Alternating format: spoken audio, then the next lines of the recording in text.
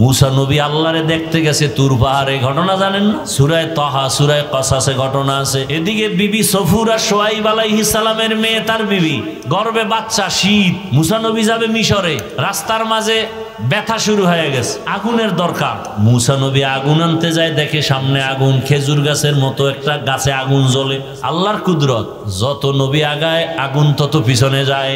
যাইতে যাইতে তুর পাহাড়, মুসা নবী যখন পাহাড়ে পা রাখলেন, হঠাৎ একটা গাইবী আওয়াজ, ইয়া মুসা ফাখলা'না আলাইক ইন্নাকা বিল ওয়াদিল মুকদ্দাসি তুয়া।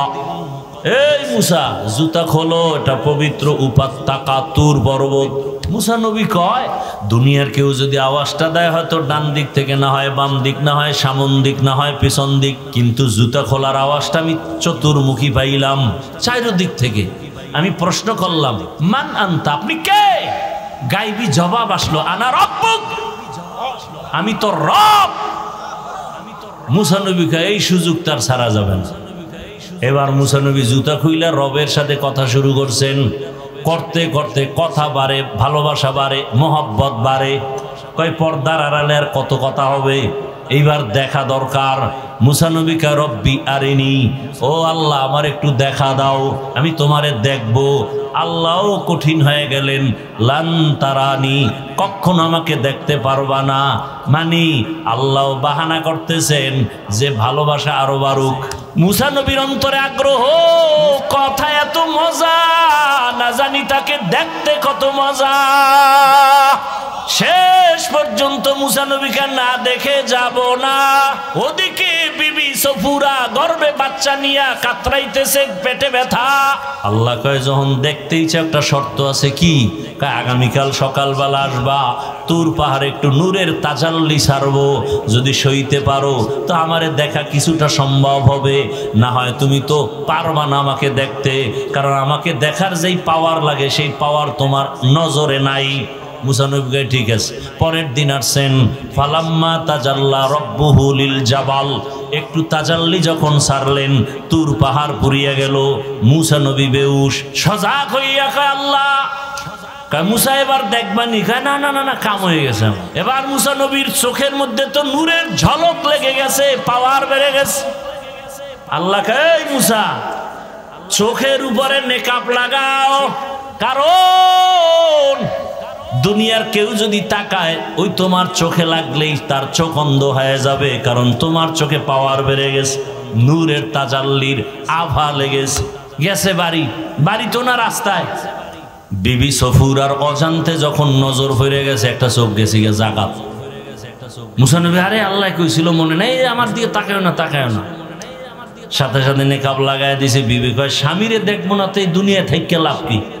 অন্ধ হয়ে গেলে যাবো। একটা গেছে এমনি, এবার আবার চাইছে ইচ্ছা করে, হলো নেকাব দেখতে লই, এই দুনো চোখ গেছি। মুসা নবীকে, আল্লাহ দয়া করে আপনি চোখ দুইটা আমার স্ত্রীর ফিরাইয়া পাওয়ার বাড়ায় দেন, অন্তত আমাকে যেন দেখতে পারে। ভাইয়েরা আমার, এজন্য আল্লাহ ওয়ালা যারা, আল্লাহ ওয়ালা, আল্লাহর ওলি। আল্লাহর ওলি কারা? গাঞ্জাখোর, মদ পান করেনেওয়ালা, তাকওয়ার চূড়ান্ত পর্যায়ে যারা চলে, এই আল্লাহর ওলি যারা, তাদের নজরের মধ্যে পাওয়ার আছে, পাওয়ার। আল্লাহ চাইছেন সারা দুনিয়ায় কোরআনের বাতি জ্বলবে, তার পাওয়ার হাউস হবে ভারতের ভেতরে। কাটটা হইছে? সারা দুনিয়াতে এখন দিনের বয়ান চলে, তার পাওয়ার হাউস দেওবন্দ। ঠিক নেই? যেই দেওবন্দের প্রতিষ্ঠাতা কাসিম নানতবি, আর বাতেনি প্রতিষ্ঠাতা রহমতের নবী। ঘুমের মধ্যে রসুল আইসা রেখা টেনে দিছেন আর বলছেন, কাসিম এখানে মাদ্রাসা বানাও। কাসিম ঘুম থেকে উঠা দেখে রসুল যেভাবে রেখা টানছেন, পুরা চিহ্ন স্পষ্ট দেখা যায়। ভাইরা আমার, এই স্বপ্ন কোনো বেনামাজি দেখবে না, খোদার কসম। রসুল স্বপ্নে দেখবে অনেক আল্লাহর বান্দা রসুলকে, কিন্তু কোনো বেনামাজি গুনাহগার দেখবে না, হারামখোরেরা দেখবে না, কোনোদিন না। অতএব কেউ যদি ভণ্ডামি করে বলে আমি রসুলকে দেখছি, সম্পূর্ণ মিথ্যা কথা। কেউ যদি বলে আমি রসুলকে দেখছি উলঙ্গ, বুঝতে হবে তার ঈমান আমল উলঙ্গ। খুব সাবধান, খুব সাবধান। 24টা ঘন্টা যে সুন্নতের উপরে চলে, দরুদের উপরে চলে, গুনাহ করে না, হাতের গুনাহ, চোখের গুনাহ, কানের গুনাহ নাই। আর আমগো তো, আমি হাফিজুর রহমান বক্তা হইলে কি হইব? সবাই আপনারা সম্মানে বসাইছেন, কিন্তু আল্লাহ তো জানে আমি কত বড় গুনাহগার। আপনি তো ইমাম সাহেব, মানুষ কত সম্মান করে, কিন্তু আল্লাহ জানে আমি সারা রাত মোবাইল চালাই। দরজা আটকাইয়া মোবাইল দেখতে দেখতে, মোবাইলের গুনার কারণে আমার হাত না পাক, আমার চোখ না পাক, আমার জিহ্বা না পাক, আমার অন্তর না পাক। এই কারণে মানুষ দোয়া চায়, আমি করি কিন্তু কবুল হয় না। মানুষ বলে হুজুর দোয়া কেন কবুল হয় না? বলে আপনার কারণে হয় না। আল্লাহ কয় ওরে হাফেজ সাহেব, ইমাম সাহেব, মানুষ ভক্তি করে যদি জানতো তুই সারা রাত মোবাইল চালাও, জীবনে নামাজ কেউ পিছনে পড়তো না। যেই জবানে গুনাহ হয়, যেই জবানের কথায় গুনাহ, চোখে গুনাহ, হাতে গুনাহ, এ মোনাজাত তো আরশে আজিমে যাবে না।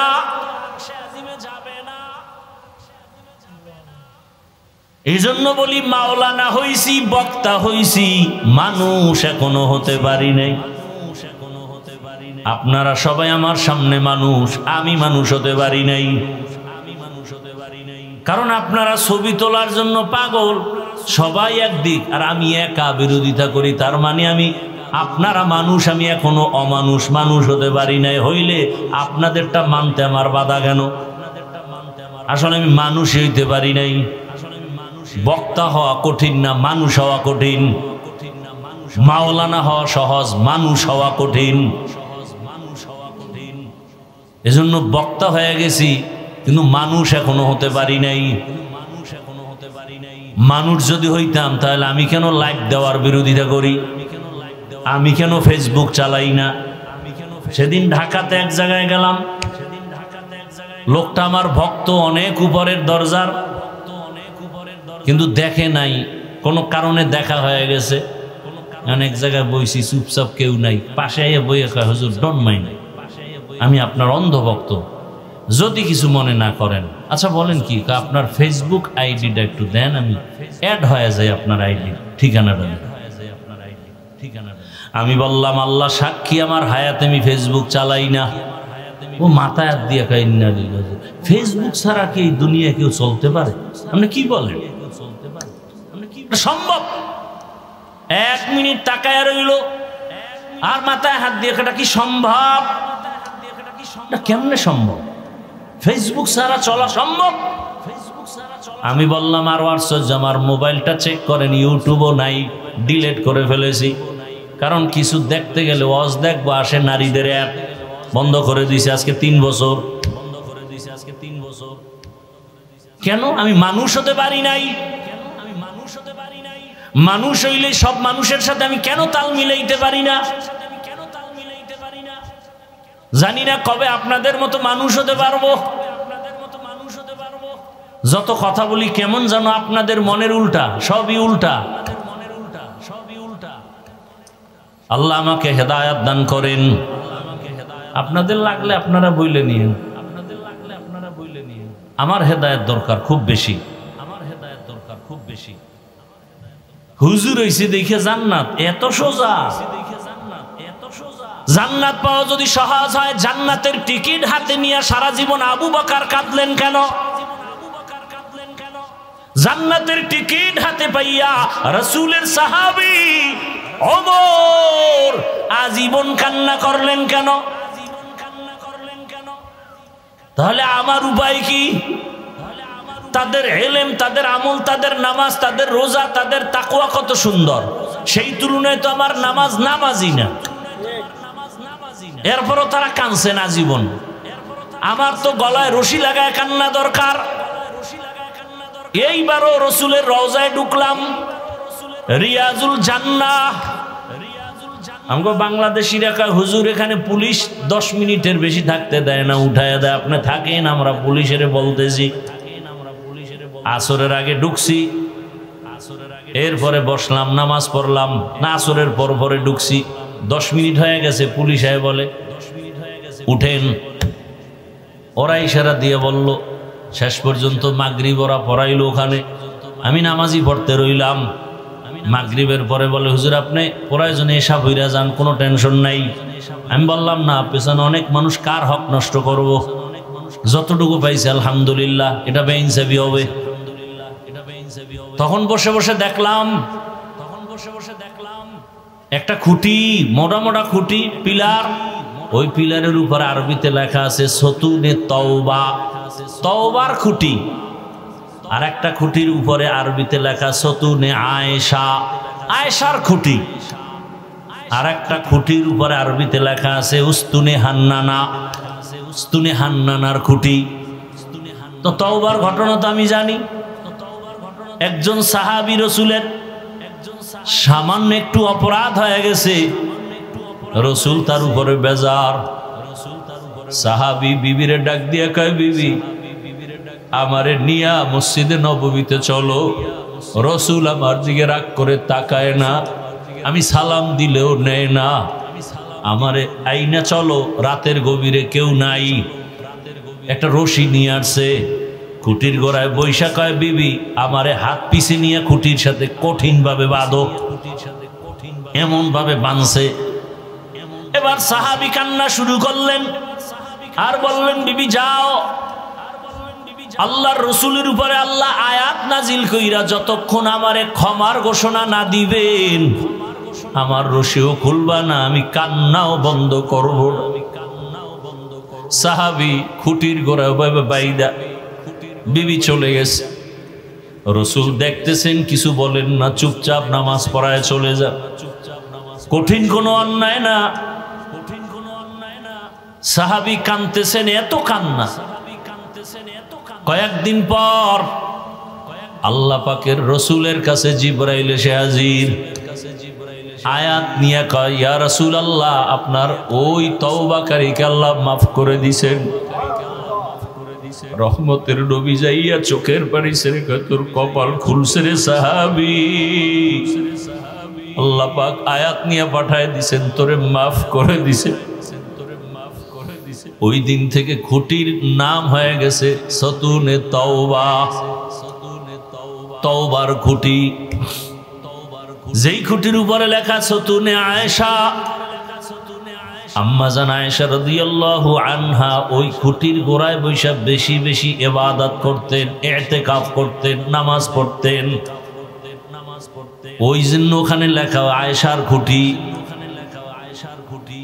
সতুনে উস্তুনে হান্নানা একটা খেজুর গাছের নাম। নবী যেই খেজুর গাছে টেক লাগায়া খুতবা পড়তেন জুমায়। নতুন একটা মিম্বার বানাইছেন, ওইটাই খুতবা পড়বেন। বুখারী শরীফে আছে, খেজুর গাছটা মরা, মানুষের মতো কান্নার আওয়াজ আসতেছে। নবীজি বলেন, এই মরা খেজুর গাছ কাঁদো কেন? আপনার বিরহের বেদনা। কি চাও? আমি দোয়া করে দেই, তুই তাজা হ, তোর উপরে খেজুর আসবে, উম্মতরা খাবে। না না, কি চাও? ইয়া রাসূলুল্লাহ, আপনি আমার জানাজা পড়াইয়ে এখানে দাফন করবেন, কিয়ামতের দিন আমি আপনার সাথে জান্নাতে থাকব। রাসূল তাই করলেন। ওই বরাবর যে পিলার উঠছে, ওই পিলারের উপরে লেখা দিছে সতুনে উস্তুনে হান্নানা। যেই মরা খেজুর গাছ রসুলের বিরহে কান্না করেছে, সাহাবায়ে কেরাম নিজের কানে কান্নার আওয়াজ শুনছে, মানুষের মতো আওয়াজ। মানুষ হইতে পারি না রে বাবা, নিজে মাইয়ার হক আদায় করি না, বউয়ের হক আদায় করি না, কর্মচারী হইয়া মালিক হইয়া কর্মচারীর হক আদায় করি না, বক্তা হইয়া শ্রোতার হক আদায় করতে পারি না, ইমামতি করি মুসল্লির হক আদায় করি না, শিক্ষক হইছি কিন্তু আমি ছাত্রের হক আদায় করতে পারি না, আমি স্বামী হইয়া স্ত্রীর হক আদায় করি না, আমি সন্তান হইয়া মা বাবার হক আদায় করি না। প্রত্যেকের মধ্যে দুর্বলতা নাই? তাহলে আরেকজনের সমালোচনা করার দুঃসাহস হয় কিভাবে? আপনি আরেকজনকে খারাপ বলেন কিভাবে? আপনি সন্তানের হক আদায় করেন ঠিক মতো, দোকানদারি করিয়া রাত্রে আসছেন বাসায়, ফ্রেশ হইয়া 3 প্যাট খাইয়া বালিশে মাথা লাগে আবার মোবাইল। স্ত্রী কিছু বললেই ঝগড়া, এই বেশি কথা বললে বিয়া কিন্তু আর একটা করবো। হুজুরেরা কিন্তু টাটকা ফতুয়া দিতেছে, 4টা লও হোমানে 4 বিয়ের বয়ান চলতেছে দেশে। দেরি করবা না, প্যাচ লাগাইলে কিন্তু সিরিয়াল ধইরেই ফেলামু। আমি বানায় বলতেছি এগুলো, এ নাই ঘরে ঘরেই ঝগড়া নাই। তাহলে আর একজনকে দোষ দেন, সাহসটা হয় কিভাবে? হ্যাঁ, তবে একটা নিয়ম, যে চোর সে মনে করে সবাই চোর, একটা নিয়ম আছে। যে চাঁদাবাজ সে মনে করে সবাই চাঁদাবাজ, যে ধোঁকাবাজ সে মনে করে সবাই ধোঁকাবাজ, যে মিথ্যাবাদী সে মনে করে সবাই মিথ্যা বলে। আল্লাহ হেদায়াত দান করেন। খুব রাগ আসতেছে আপনাদের অন্তরে, আল্লাহ সবার অন্তরকে নরম বানায় দেন। আচ্ছা, এই রাগ যদি আমার রসুলের মধ্যে আসতো, অথচ কেমন একজন আপনার আমার মায়ার নবী। বলতেছিলাম দুনিয়ার সকলের আদর্শ না পাক, রহমতের নবীর আদর্শই হলো পাক। কেন? আমার রসুল নিজে পাক। রসুল জিব্বা দিয়া হায়াতে কোনোদিন একটা গালি দেন নাই। রহমতের নবী কোনোদিন হাজারো গালি শুনছেন, গালির জবাব দেন নাই। নবীর হায়াতে কোনোদিন একটা মিথ্যা কথা বলেন নাই। রহমতের নবীর হায়াতে কোনোদিন কাউকে ধোঁকা দেন নাই। রহমতের নবী দুটো চোখ গরম করে কারো দিকে তাকান নাই। এ জমিনে আলেমদের মতো পিওর মানুষ, খাঁটি মানুষ, ভেজাল মুক্ত মানুষ, এ জমিনে আর কোন পিওর মানুষ, কোরআনওয়ালা, হাদিসওয়ালা, রসুলের আদর্শওয়ালাদের মতো অন্যেরা থাকতে পারে, তবে শ্রেষ্ঠ উলামায়ে কেরাম। এই জাতির জন্য আলেমরা যা করেছে আর কেউ করেনি, সব চান্দাবাজ আর ধান্দাবাজ।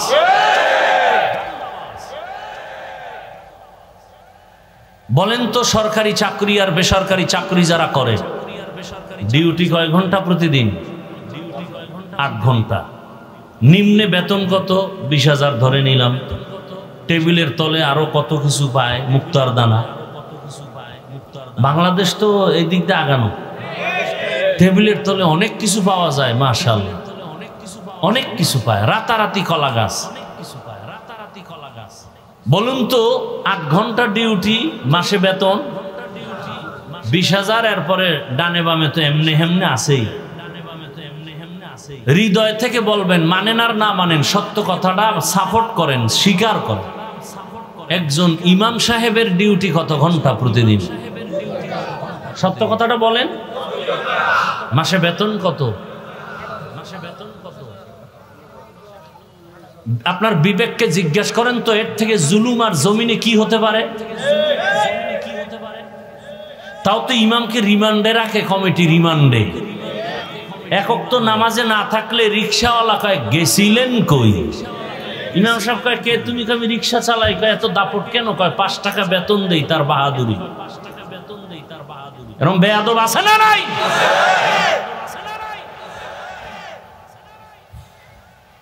খবরদার, ডানে র্যাব, বামে আর্মি, সামনে পুলিশ, পিছনে বিডিয়া, চতুর্মুখী বাউন্ডারির মধ্যেও আল্লাহ ধৈর্য ফেলাইলে কিন্তু বাঁচার উপায় নাই। সাবধান, খবরদার। সব জায়গায় কিন্তু চালাকি চলে না, খবরদার। বহু চালাক জঙ্গলে ঘুমায়, বিল্ডিং এ জীবনে আর ঢুকতে পারবে না। সাবধান। সব জায়গায় মাস্তানি চলে না। আল্লাহ হেদায়াত দান করুন।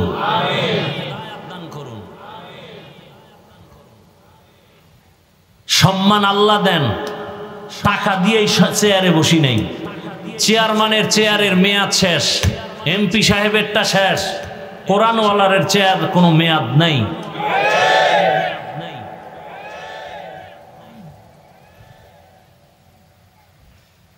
যারা আখেরাত বাদ দিয়া দুনিয়ার দিকে দৌড়াচ্ছে, কেউ হাসে কেউ কান্দে। কিন্তু কোরআনওয়ালা কোনো পেরেশানি আছে? নাই। টাকা নাই, বাড়ি নাই, পয়সা নাই, গাড়ি নাই, কিচ্ছু নাই, শান্তি আছে। কেন? ১৫০০ বছর আগে রসুলের চ্যালেঞ্জ করা।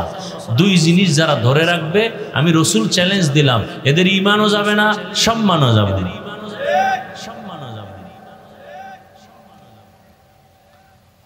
আল্লাহ সহিবুজ দান করেন।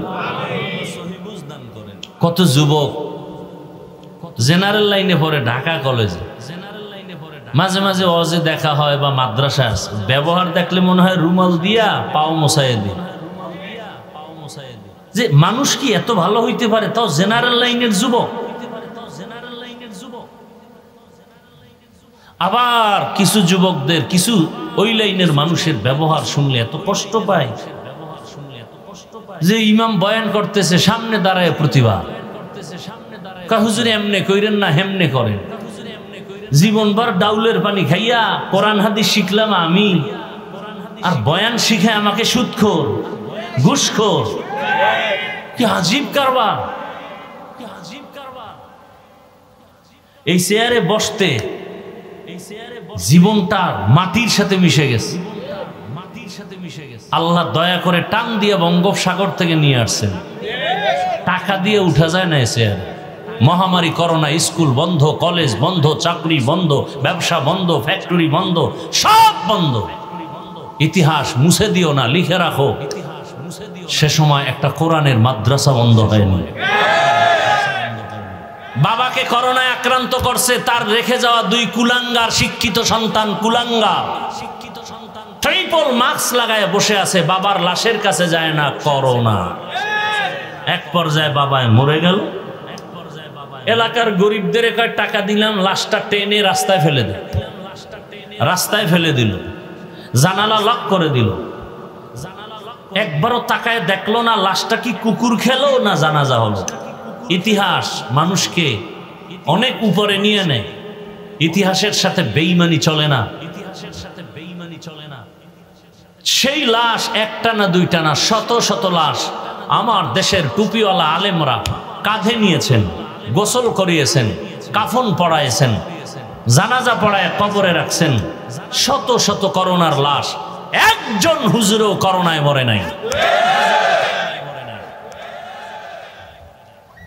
আল্লাহর জাতের কসম, এই জাতির জন্য কলিজা দিয়া নিঃস্বার্থভাবে মোহাব্বত করেনেওয়ালা উলামায়ে কেরাম পিওর, আর কেউ না। অন্যরা আপনাদের ভালোবাসে স্বার্থের জন্য, স্বার্থের জন্য। স্বার্থ নাই বলবো ওকে মাইনাস কর, লাগবে কত? কয় মাইনাসে 20,000 লাগে। মানুষ মারতে বলে 20,000 লাগে। মরবি না? কয় না, তা তোরে মারমু। আর মারার জন্য শত্রু লাগে না, নিজের বন্ধুই যথেষ্ট। কে এ পর্যন্ত বড় বড় যত দুর্ঘটনা হয়েছে দূরের কেউ করে নাই, কিন্তু আপনারা শিক্ষিত মানুষ মুন্সিগঞ্জের, আমি শ্রদ্ধার সাথে বলছি, বেয়াদবি ক্ষমা চাই। আমার সাথে আপনাদের কোনো দুশ্মনী নেই। আমি চাই আমি একটু ভিন্ন লাইনে বয়ান করি, সোজা সাপটা বয়ান করি, বাংলায় বয়ান করি। এত বড় শিক্ষিত আমি না, এত বড় আলেমও আমি না, আমলও নাই। তো সাধারণ মানুষকে কিছু বুঝ দেওয়ার জন্য খুব সোজা কথা বলি। আমি এখানে একটা মানুষকে হুজুর বানাবার পরামর্শ দিতে আসি নাই। শিক্ষিত মানুষ, শ্রদ্ধার সাথে বলছি, আমি স্কুলে পড়ুয়া, কলেজে পড়ুয়ার পক্ষে কিছু পরামর্শ দিতে আসছি। ও যেন স্কুল না ছাড়ে, ও কলেজ থেকে যেন ভিন্ন দিকে না যায়। যে চাকরি করে সে যেন চাকরিই করে, যে ব্যবসা করে সে যেন ব্যবসায়ী করে। তাকে কিছু পরামর্শ দিয়ে আমি মোনাজাত দিয়ে চলে যাও। আমি একবারও বলবো না তাবলিগে যাও, একবারও বলবো না চরমনাই যাও, একবারও বলবো না টুপি লাগাও।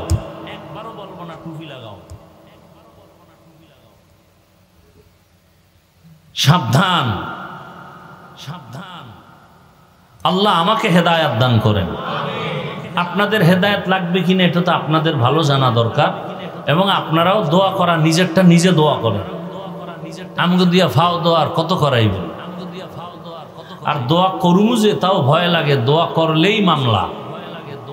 মসজিদের জন্য দোয়া করছে হুজুরে, আপনারা এই মসজিদে টাকা পয়সা দেন, খুব ভালো কমিটি, ভালো দোয়া টোয়া কইরা গেছে, পরে শুনে কমিটি টাকা উঠে সব খাইয়া সাফ করে ফেলেছে।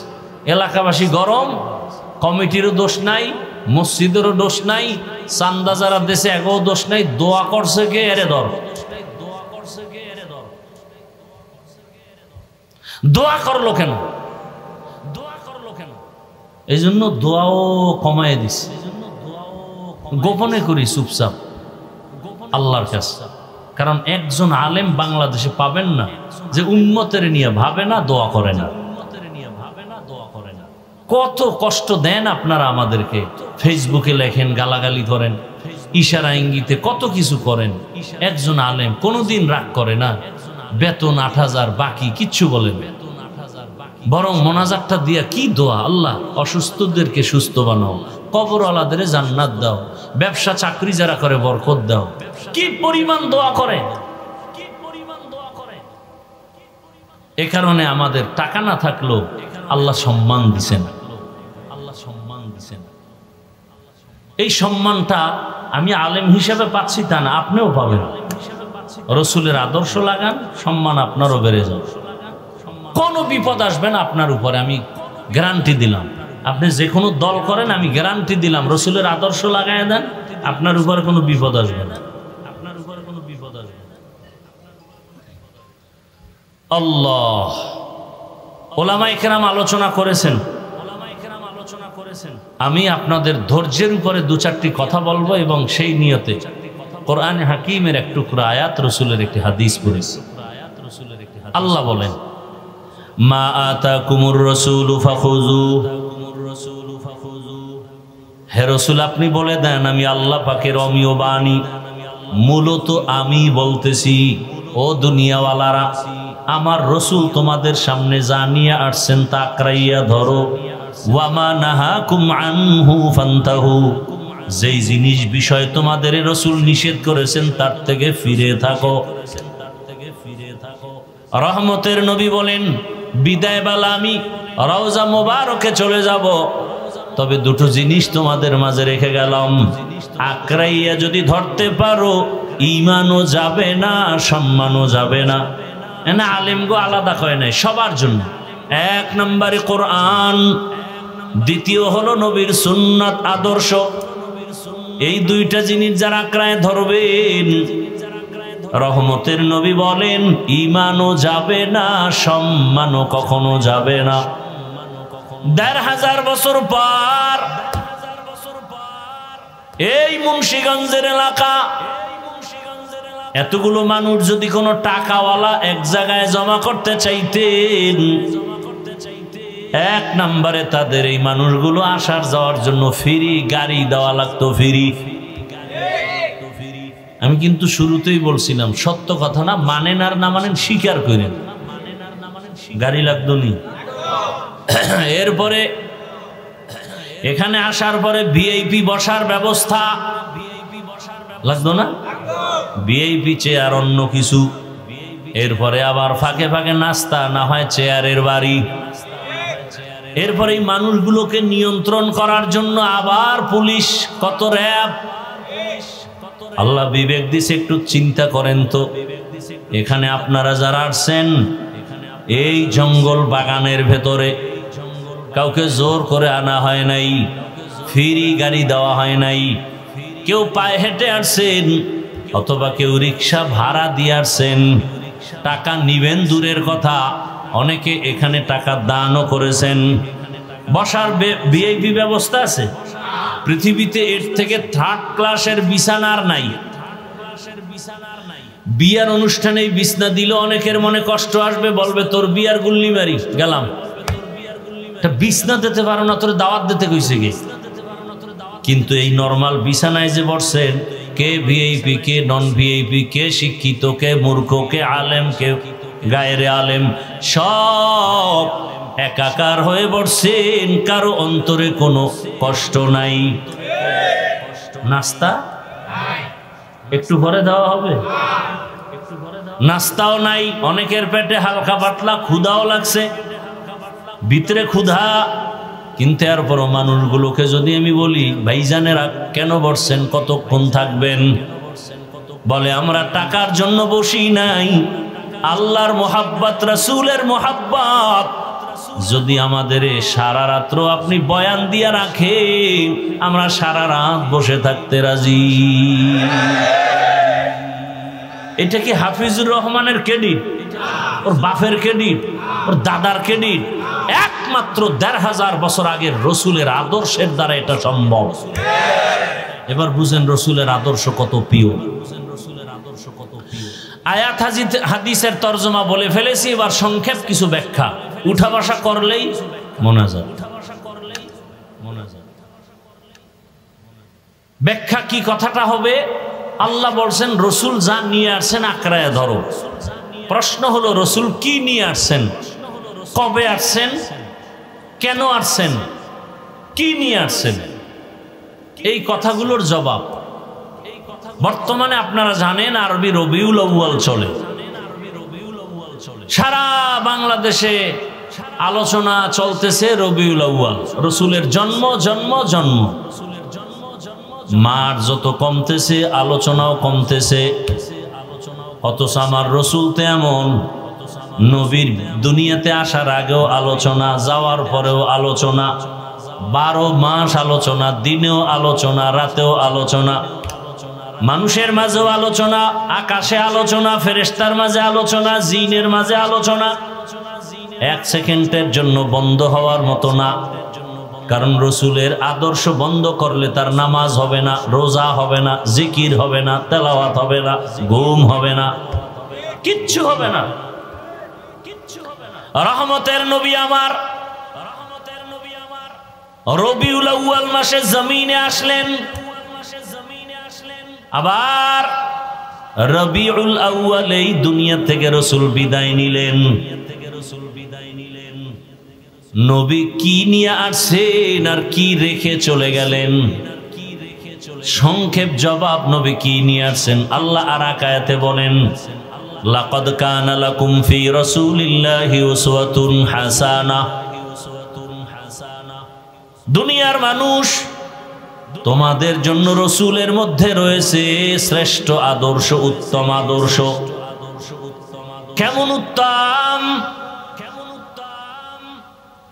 দুনিয়াতে রসুলের আদর্শের মতো আরো সুন্দর আদর্শ আর কারো কাছে আছে কিনা? ও শিক্ষিত বাবারা, রসুলের আদর্শ থেকে আরো সুন্দর আরো কারো মধ্যে আছে? যদি কেউ বলতে পারেন হাফিজ ভাই রসুলের আদর্শ থেকে আরো সুন্দর আদর্শ আছে শেখ মুজিবুর রহমানের ভেতরে, এই মিয়া শুনেন, কথা শুনেন, কথার জব কম দিবেন, আমি চাইলে দিবেন, আর চুপ করে শুনবেন কি বলি। যদি কেউ বলতে পারেন হাফিজ ভাই রসুলের আদর্শ থেকে আরো সুন্দর আদর্শ শেখ মুজিবুর রহমানের মধ্যে আছে, যদি বুঝাইয়া যৌক্তিকভাবে বলতে পারেন, তাহলে আমি আল্লাহর কসম খেয়ে বলছি রসুলেরটা বাদ দিয়া শেখ মুজিব সাহেবেরটা নিব। খুব বুঝেন। কেউ যদি বলতে পারেন রসুলের আদর্শ থেকে আরো সুন্দর আদর্শ জিয়াউর রহমান সাহেবের ভেতরে আছে, যৌক্তিকভাবে বুঝাইতে পারলে আমি রসুলেরটা বাদ দিয়া তারটা নিব। পারবেন বলে কারো কলিজা আসেনি? বলতে পারবেন কারো কলিজা আছে? এবার শুনেন আমার থেকে। আবার এই মহিলা আসছে কেন ওখানে? স্বেচ্ছাসেবক কই আপনাদের? হ্যাঁ,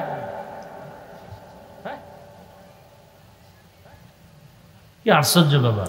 আপনাদের স্বেচ্ছাসেবক কোথায়? আপনাদের স্বেচ্ছাসেবক কোথায়? মাহফিল কন্ট্রোল করতে না পারলে দেন কেন? সমস্যা তো আপনাদের সমস্যা, অন্যের সমস্যাটা তো ট্যাকেল দিতে হবে আপনাদের।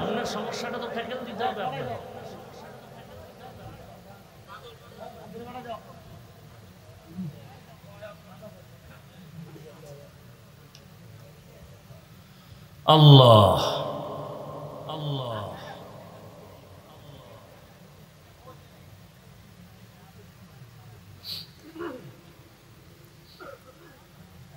মুন্সিগঞ্জ মাহফিলে আবার তবারক দেয় তো বেশিরভাগ অনেক জায়গায়, মনে করছে হেনাও বোধহয় খাওয়ান দাওয়ান আছে।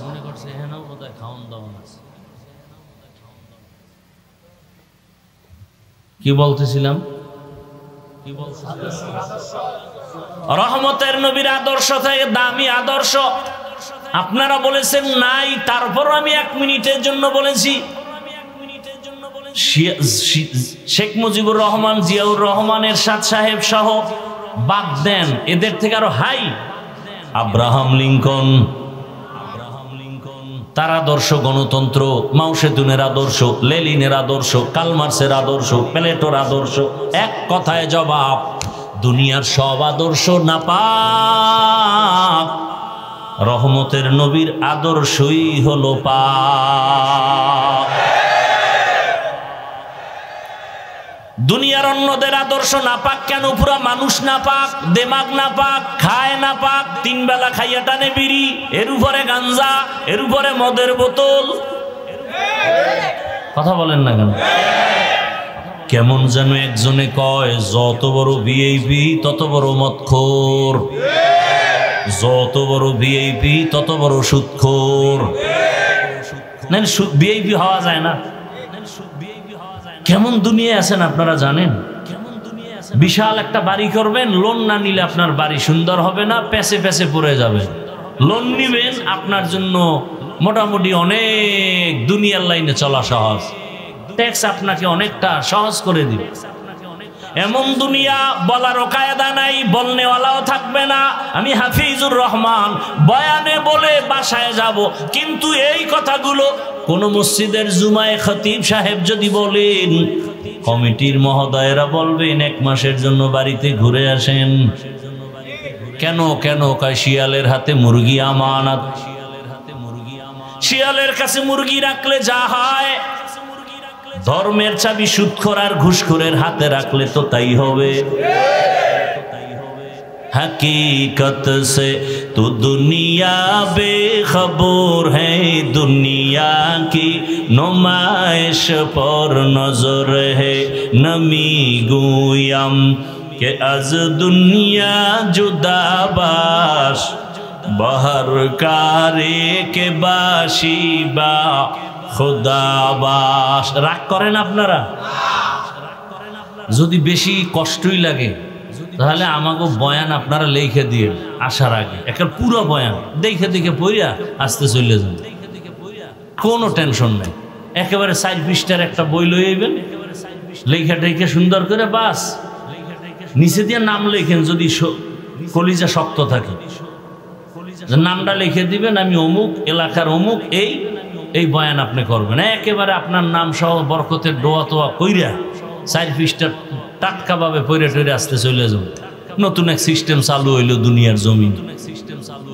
আমগো হুজুর গো জীবনভর যে কোরআন হাদিস পড়ছি আর কামে লাগে না, নতুন বয়ান চলতেছে,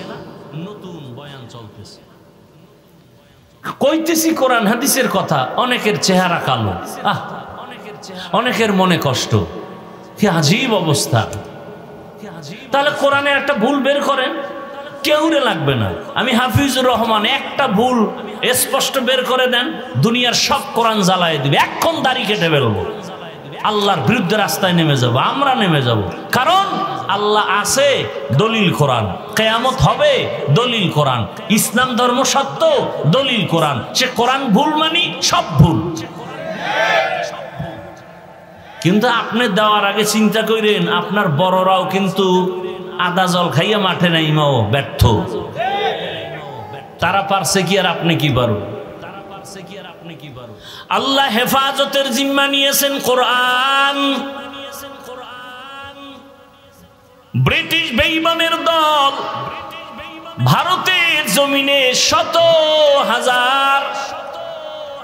হাজারো মাদ্রাসা বন্ধ করে দিয়েছে, বলার সময় নেই। তবে দলিলটা নেন, আবার দলিল ছাড়া তো আপনি আউযুবিল্লাহ না পারলেও দলিল খুঁজেন, তো দলিল নেন। ক্বালা রাসূলুল্লাহ সাল্লাল্লাহু আলাইহি ওয়া আলিহি ওয়া সাল্লাম, ইত্তাকু ফিরাসাতাল মুমিন ফাইন্নাহু ইয়ানজুরু বিনূরিল্লাহ। আল্লাহর যারা প্রিয় বান্দা, তাকওয়ার আলো যাদের আছে, আল্লাহ তাদের এমন পাওয়ার দান করেন, অনেক কিছু দেখেন যা সাধারণ মানুষ দেখে না। চামড়ার চোখ দিয়া না, আল্লাহর দেওয়া নূরের আলো দিয়া তারা দেখেন। এক সময়ের সন্ত্রাসী রাসূলকে জবাই করতে যায় কে? সে কিন্তু এখন মুসলমান। এক সময় সে মদিনায় খুতবা দেন, খলিফাতুল মুসলিমিন। খুতবার মাঝখানে হঠাৎ একটা আওয়াজ দিলেন, ইয়া সারিয়াতাল জাবাল, ইয়া সারিয়াতাল জাবাল, ইয়া সারিয়াতাল জাবাল। এই সারিয়া, পাহাড় পাহাড় পাহাড়। ওমর মদিনায় বইয়া খুতবার ভিতরে ফট করে আওয়াজ দিছে, এই সারিয়া, পাহাড়। সারিয়া কই? কয় মদিনা থেকে 2000 কিলোমিটার দূরে ইরানে যুদ্ধ করে। কোথায়? কত দূর? 2000 কিলোমিটার দূর। সারিয়া আসার পরে জিজ্ঞাসা করা হলো, ওমরের আওয়াজ শুনছিলানি? সারিয়া বলে, কাছে বসে বললে যেমন শোনা যায় তেমনই শুনছি। ওমরের আওয়াজ পাইয়াই তো আমরা সতর্ক হয়ে গেছি। ওমর বলছিল পাহাড় মানে পাহাড়ের ওই পাশে দুশমন, সতর্ক। ওমরের আওয়াজে আমরা সতর্ক হই, আমরা বিজয়, আমরা নিরাপদ। এটা ফেরাসাত, এই পাওয়ারের নাম ফেরাসাত। হাদিসের ভাষায়, কোরআনের ভাষায় এই পাওয়ারের নাম ফুরকান। ইয়া আইয়ুহাল্লাযীনা আমানু ইন তাত্তাকুল্লাহ ইয়াজআল লাকুম ফুরকানা। এই পাওয়ার কোনো গাঞ্জাখোরকে আল্লাহ দিবেন না, দাড়ি কামানেওয়ালাকে দিবেন না, বেপরদায় যারা চলে তাদেরকে দিবেন না, যারা চূড়ান্ত তাকওয়ার উপরে চলে আল্লাহ তাদেরকে দিবেন। ইন তাত্তাকুল্লাহ ইয়াজআল লাকুম ফুরকানা। রসুলের আদর্শ থেকে আর দামি কোনো আদর্শ নাই। ও আমার কলিজার যুবক, রসুলের রেখে যাওয়া আদর্শ কি পালন করবে হিন্দু বাবারা, খ্রিস্টানেরা, ইহুদিরা? জিব্বা নাড়ায়া সত্য কথা বলো, মানো আর না মানো, রসুলের রেখে যাওয়া আদর্শ সুন্নত মানবে কারা? কোন দেশের মুসলমান? বাংলাদেশের আর বাইরের ডি বাদ? তাহলে বাইরের ডি বাংলাদেশ বাদ? হ্যাঁ, বুঝতে পেরেছি তুমি কি বলছো। দুনিয়ার সব মুসলমান মানবে, তবে মুন্সিগঞ্জ বাদ। হ্যাঁ, তা তোমার দাড়ি নেই কেন? দাড়ি কামাইলে বরকত যদি হয় একটা দলিল দাও, কোরআন হাদিস না, তোমার যৌক্তিক। যে হাফিজ ভাই যৌক্তিক দলিল আছে, দাড়ি কামাইলে চেহারায় বরণ উঠবে না, যৌবন বাড়বে, চেহারা খালি নূর বাড়বে, খালি এরকম দুনিয়াবি একটা দলিল দে। খোদার কসম আমি দাড়ি কেটে ফেলবো,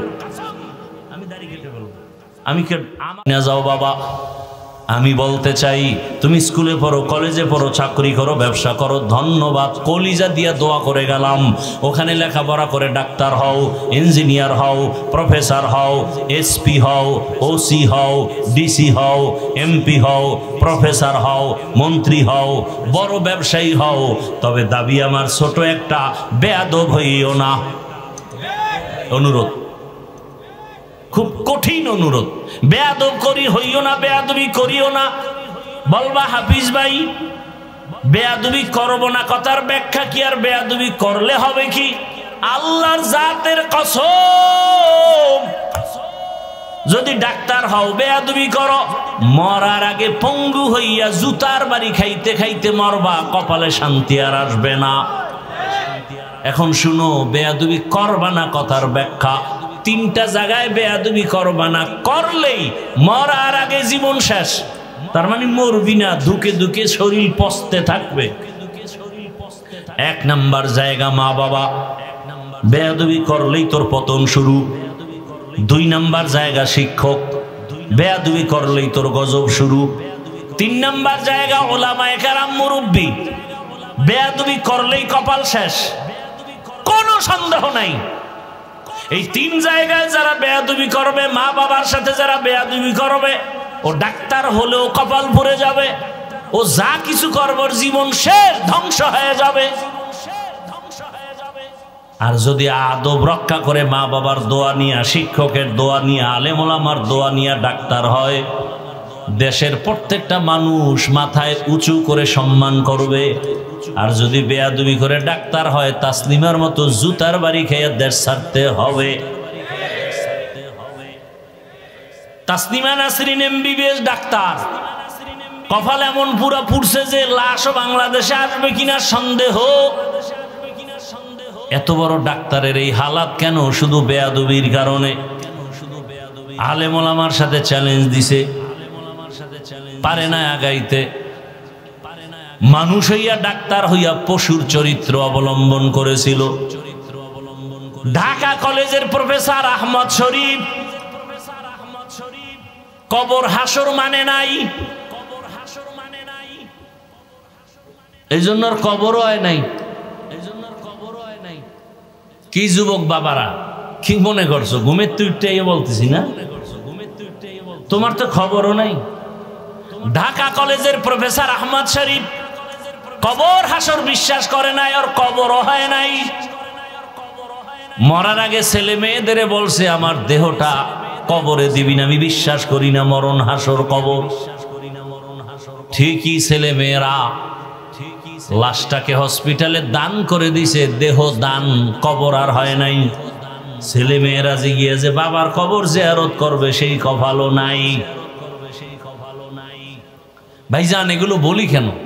আপনি প্রফেসর হইতে নিষেধ, বরং বাংলাদেশে আমি একা মাত্র তোমার পক্ষে বলতেছি, আর কেউ বলেন, কঠিন ভাবে বলতেছি ডাক্তার হও, কলিজা দিয়ে বলতেছি, দোয়া করতেছি ইঞ্জিনিয়ার হও, তো বেয়াদব হইও না। মা বাবার দোয়া নিয়ে আগাও, শিক্ষকের দোয়া নিয়ে সামনে আগাও, উলামায়ে কেরামের দোয়া নিয়ে যদি সামনে আগাও, ইনশাআল্লাহ অল্পে সম্মান বেড়ে যাবে। এবার ভাবতেছো হুজুর বুঝছি, কিন্তু এটা কেমনে সম্ভব? এবার ফাইনাল ওয়াজ, আর এতক্ষণ যা ওয়াজ করছি সব বাদ, এখন যে একটা পয়েন্ট বলবে এটা তোমার জীবনের বড় ওয়াজ। ডানে বামে তাকাও, বিবেকটা খাটাইয়া দেখো তো, জীবনে আলিফ বাতা পড়ে না, আউযুবিল্লাহ পারে না এমন জেনারেল লাইনের যুবক স্কুলে পড়ে, কলেজে পড়ে, 5 ওয়াক্ত নামাজও পড়ে, তুমি সাক্ষী দাও আসেনি। এবার তুমি বলো তোমার কপালে কাঠ বরদোয়া লাগছে, তুমি কেন পারো না? আমার কথা যুক্তি আছে না নাই? তোমার মতো যুবক র্যাব, আর্মি, পুলিশ, বিডিআরের চাকরি করে, 5 ওয়াক্ত নামাজ পড়ে, বলো তুমি পারো না কেন? কার বরদোয়া লাগাইছো কপালে? তোমার মতো যুবক রাস্তায় গাড়ি চালায়, 5 ওয়াক্ত নামাজ পড়ে, বলো তুমি কেন পারো না? তোমার মতো যুবক কৃষি কাজ করে, নামাজ পড়ে, নদীর মধ্যে মাছ ধরে, নামাজ পড়ে, ডাক্তার, প্রফেসর, ইঞ্জিনিয়ার নামাজ পড়ে, বলো তুমি কেন পারো না? অবশ্যই তোমার কপাল পুড়ে গেছে, কারণ না জানি বরদোয়া লাগছে। কোন সময় জানি মায়েরে কি কইছো, মায় মনে হয় কষ্ট পাইয়া লাইছে, আর সাজিমে বোধহয় কষ্ট চলে গেছে, না জানি শিক্ষকের সাথে বেয়াদবি করছে, না হয় এমন হতে পারে না? তোমার মতো লাইনের যুবক শ্রমিকের কাজ করে, 5 ওয়াক্ত নামাজ পড়ে। ওই যে একটু আগে ঢাকা কলেজের কথা বলছি, যাও একটা দিন ঢাকা কলেজের বারান্দা ঘুরে দেখবা, বহু ছেলে কলেজে ক্লাস করে, মাথায় পাগড়ি, বড় বড় দাড়ি, বড় জামা, মনে হয় যেন বড় মসজিদের খতিব, অথচ আরবি পারে না।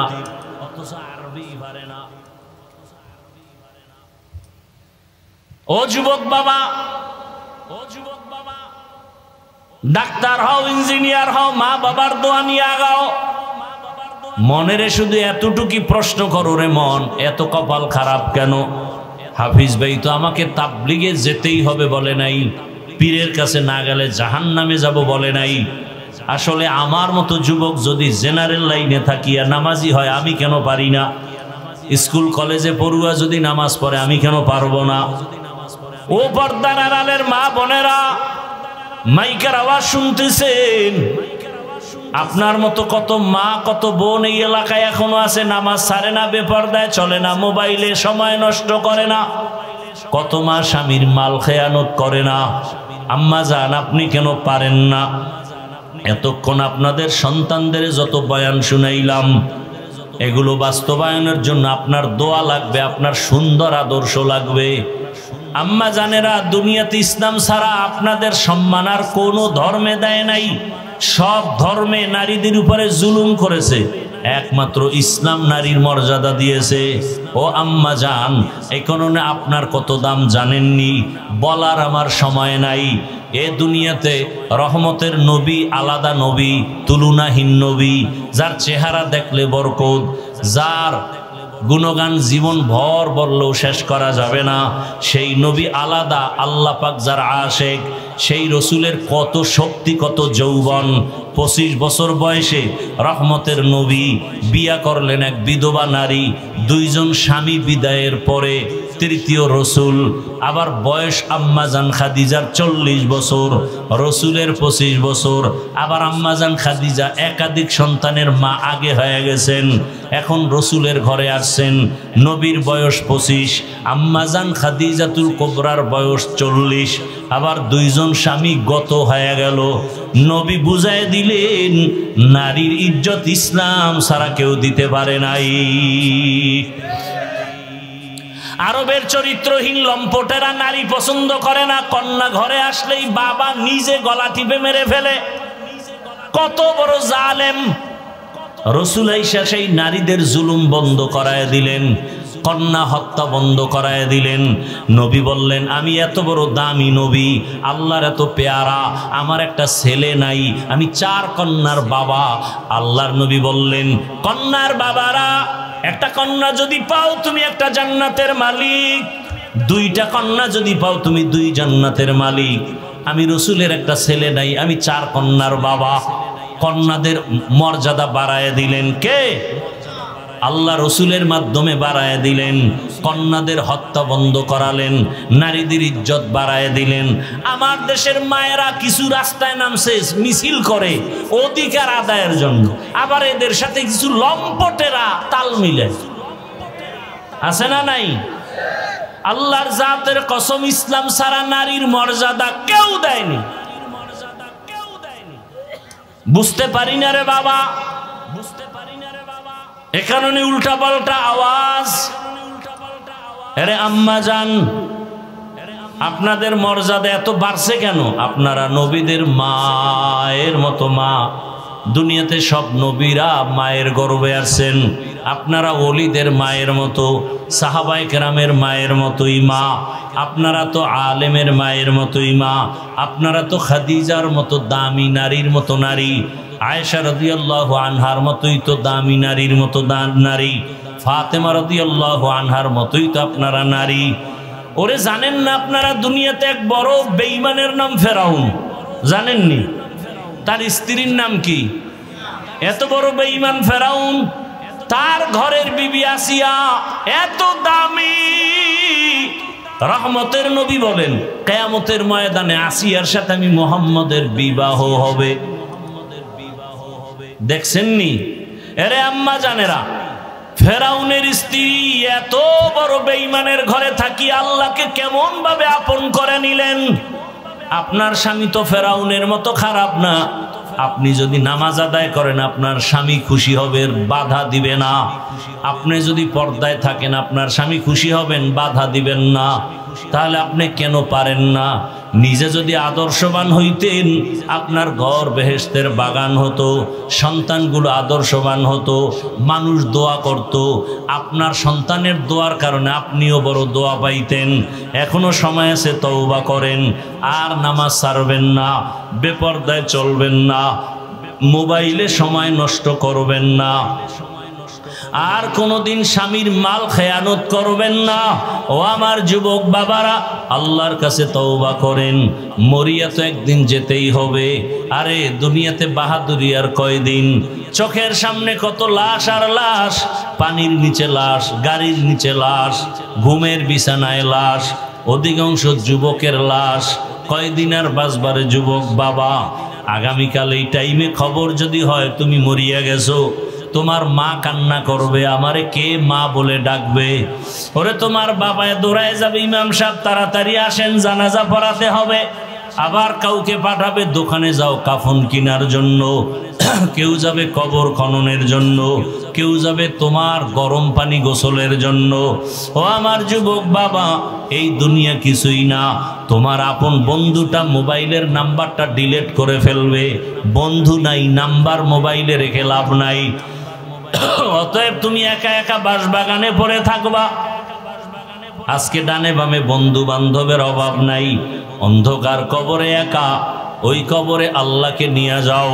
মনে মনে আল্লাহকে ডাকো আর বলো, হে আল্লাহ, জীবনে তো গুনাহ কম করি নাই। মনে চাইছে দাড়ি রাখবো না, রাখি নাই। নামাজ পড়বো না, পড়ি নাই। বেপরদায় চলবো, চলছি। মোবাইলে সারা রাত গুনাহ করবো, করেছি। পার্কে পার্কে যাব, গিয়েছি। ও আল্লাহ, মনের মতো ইচ্ছা রকম গুনাহ করেছি। আজকে থেকে তওবা করে ফেলতেছি, আর গুনাহ করব না, আর নামাজ ছাড়বো না, দাড়ি কাটবো না, বেপরদায় চলবো না। মা বাবার দোয়া নিয়া, শিক্ষকের দোয়া নিয়া, ওলামায়ে কেরামের পরামর্শ নিয়া নবীজির আদর্শ মেনে চলবো। তওবা করার মতো যদি অন্তর তৈরি হয়, মুনাফিকি যদি না থাকে, খাঁটি তওবার নিয়ত থাকলে দুটো হাত আল্লাহকে দেখাইয়া দাও। আয় আল্লাহ, হাতগুলো কবুল করে নেন, তওবা কবুল করে নেন। তওবার উপরে মজবুত হইয়া চলার তৌফিক দান করেন, আমিন। আলহামদুলিল্লাহি রাব্বিল আলামিন, ওয়াসসালাতু ওয়াসসালামু আলা সাইয়্যিদিল আমবিয়া ওয়াল মুরসালিন ওয়া আলা আলিহি ওয়া আসহাবিহি আজমাইন। ইয়া আরহামার রাহিমিন, ইয়া আরহামার রাহিমিন, ইয়া আরহামার রাহিমিন। রব্বিরহামহুমা কামা রব্বায়ানি সগীরা। আল্লাহুম্মা ইন্নাকা আফুউন কারীম, তুহিব্বুল আফওয়া ফা'ফু আন্না। আল্লাহুম্মা ইন্না নাসআলুকা রিযাকা ওয়াল জান্নাহ ওয়া নাউযু বিকা মিন সাখাতিকা ওয়ান নার। اللهم ارحمني بترك المعاصي، اللهم ارحمني بترك المعاصي، اللهم ارحمني بترك المعاصي. يا حي يا حليم يا عزيز يا كريم، بحق إياك نعبد وإياك نستعين. اللهم إنا نسألك علما نافعا ورزقا واسعا وشفاء من كل داء. اللهم إنا نعوذ بك من البرص والجنون والجذام وسيء الأسقام. ও দয়ার মালিক, গুনার বোঝা নিয়ে আপনার দরওয়াজায় হাত উঠায় ফেলেছি। আয় আল্লাহ, কুদরতের নজর দিয়ে দেখেন কত উলামায়ে কেরাম, কত মুরব্বী, হাজী সাহেব, ব্যবসায়ী, চাকরিজীবী, যুবক, ছাত্র ভাই, পর্দার আড়ালে মা বোনেরা গুনার বোঝা নিয়ে হাজির। আমরা তওবার নিয়তে হাত উঠাইলাম। আয় আল্লাহ, শয়তানের ধোকায় গুনাহ করে ফেলেছি, তওবা করেছি, আর গুনাহ করব না। নামাজ ছাড়বো না, দাড়ি কাটবো না, বেপরদায় চলবো না। মা বাবার দোয়া নিয়া, শিক্ষকের দোয়া নিয়া, উলামায়ে কেরামের পরামর্শ দোয়া নিয়া নবীজির আদর্শ মেনে চলবো রে আল্লাহ। আমাদের তওবা কবুল করে নেন, তওবার উপরে মজবুত হইয়া চলার তৌফিক দান করেন।